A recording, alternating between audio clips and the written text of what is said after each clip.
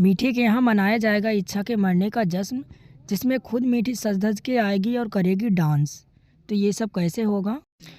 और इधर विष्णु को आएगा मीठी के ऊपर रहम, और थोड़ा बहुत वो करने लगेगा मीठी से सच्ची मोहब्बत, और उसे इस चीज़ का होगा एहसास कि मेरी माँ मीठी के साथ गलत कर रही है।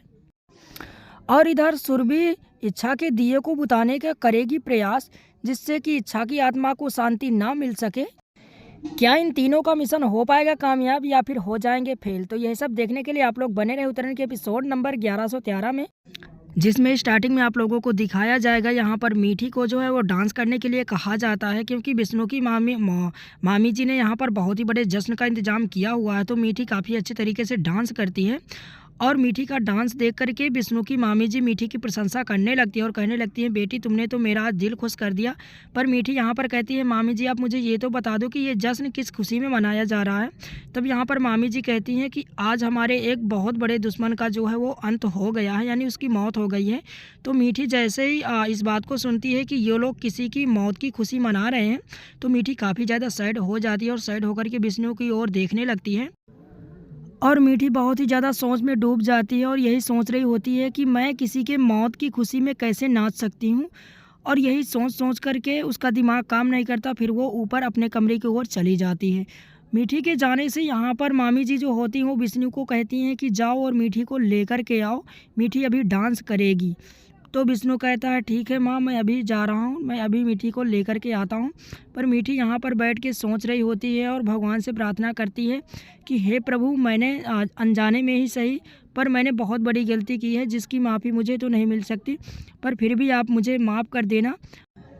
यहीं पर आप लोगों को दिखाया जाएगा, यहाँ पर अम्मू नानी जो होती हैं वो इच्छा की तस्वीर के सामने खड़े होकर के प्रार्थना करती हैं भगवान से और कहती हैं कि हो सके तो इस पुण्य आत्मा को मुक्ति भगवान दे देना, और पंडित जी से पूजा पाठ भी करवा रही होती हैं, और ताकि इच्छा की आत्मा को शांति मिल सके।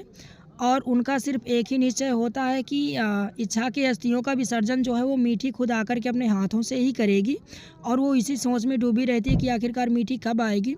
तब यहाँ पर अम्मू नानी पंडित जी से कहती हैं कि पंडित जी मतलब हम अस्थियों को कहाँ रख सकते हैं, कोई ऐसी जगह बताइए। तब पंडित जी यहाँ पर बताते हैं कि आप लोग इन अस्थियों को एक तुलसी के स्थान पर रख सकते हो, पर याद रहे कि वहाँ पर आप लोगों को एक दिया जलाना होगा, और वो दिया बुझना नहीं चाहिए। अगर वो दिया बुझ जाता है तो फिर आपकी इच्छा के आत्मा को शांति नहीं मिलेगी।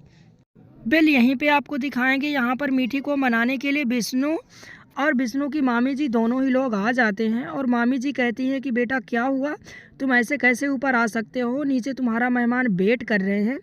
तब मीठी को कहते हैं कि चलो और तुम्हें डांस करना पड़ेगा। तो जैसे ही मीठी को इस डांस करने के लिए कहते हैं, तभी मीठी बोल देती है कि ये मैं नहीं कर सकती, हो सके तो मुझे माफ़ करना, क्योंकि ये हमारे संस्कारों के खिलाफ़ है। और मेरी अम्मू नानी कहती हैं कि किसी की भी मौत पर डांस नहीं करना चाहिए। और एक बार तो जब मेरा बर्थडे हो रहा था, तभी वहाँ पर एक व्यक्ति की जो है वो मौत हो गई थी, तो मैंने अपना बर्थडे कैंसिल कर दिया था।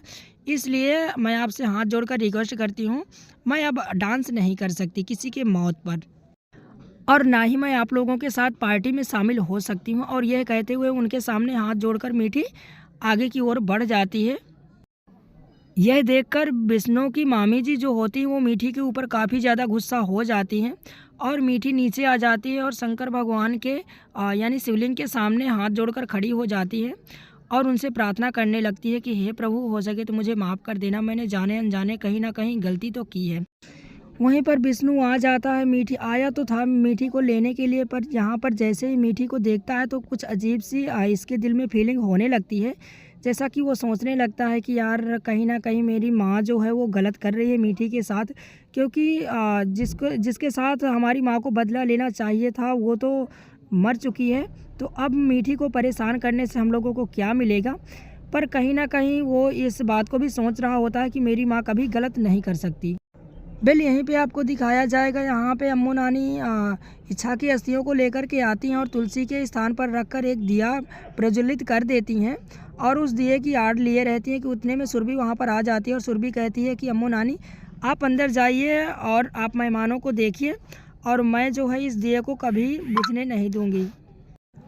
और अम्मू नानी यह सुनकर के चली जाती हैं और उनके जाने के बाद सुरभि जो है वो दिए के सामने देख कर के कहती है कि ओ अगर ये बुझ गया तो इच्छा की आत्मा को शांति नहीं मिलेगी। और यही कह कर के उस दिए पर फूंक मारने लगती है, पर उसके फूंक मारने के बावजूद भी दिया नहीं बुझता है। और जैसे ही वो हाथ से बुझाने का प्रयास करती है तो सुरभि काफ़ी ज़्यादा जल जाती है। फिर यहीं पे आपको दिखाएंगे मीठी को, जो बार बार लोग कहते थे कि उस गली में मत जाना, उस गली में कोई रहता है, कोई प्रेत है। वो मीठी उसी रास्ते से जा रही होती कि वह देखती है कि कोई हाथ बाहर करके ताला खोलने का प्रयास कर रहा है। तो मीठी उसे देख कर के वहाँ पर खड़ी हो जाती है और कुछ ताला तोड़ने का जो है इधर उधर सामान ढूंढने लगती है।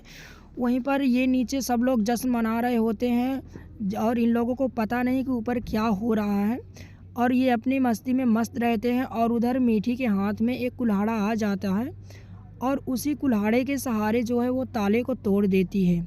पर मीठी जैसे ही ताला तोड़ कर के ताला गेट से बाहर करती है तो वहाँ से एक महिला सामने आती है, जिसको देख कर के मीठी काफ़ी ज़्यादा भयभीत भी हो जाती है, पर वहाँ से हटती नहीं है।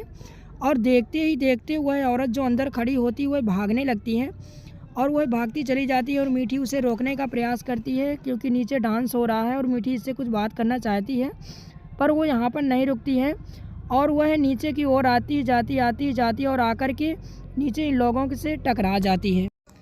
और जैसे ही टकरा जाती है तो इन लोगों के पैरों तले से ज़मीन फिसल जाती है। तो आखिरकार ये औरत है कौन, ये सब जानने के लिए आप लोगों को अगले एपिसोड का वेट करना पड़ेगा, क्योंकि आगे की कहानी बताएंगे हम अगले एपिसोड में। आज के एपिसोड का एंड यहीं पर ही होता है।